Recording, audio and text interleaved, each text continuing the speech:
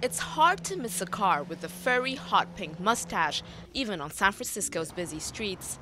That car stash is the trademark of Lyft, a ride-sharing app popular with users like Corey, who relies on it to get home from work. It's an alternative to regular taxis with pre-screened citizen drivers. Edward is on his way.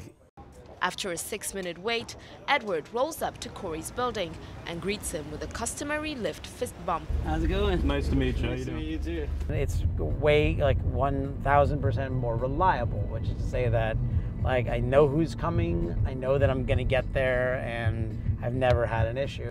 It's like $150. Edward became a Lyft driver 6 months ago to cover the costs of owning a car.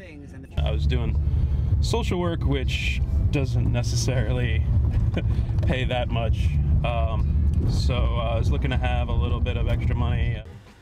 Once Corey arrives home, the app suggests a $13 donation instead of a fare and asks him to rate Edward to weed out good drivers from bad ones. For those looking for a more professional service, there's an app for that too. Hi. Uber's licensed chauffeurs drive sleek black sedans or limousines. No money changes hands here. Everything is paid for through the app, with prices based on distance and demand. It's expensive, 30 to 40% more than a taxi, so the overall experience should be different. Ride-sharing apps may be revving up, but not everyone is happy. Taxi drivers complain it's unfair competition, since Uber, Lyft, and others remain largely unregulated.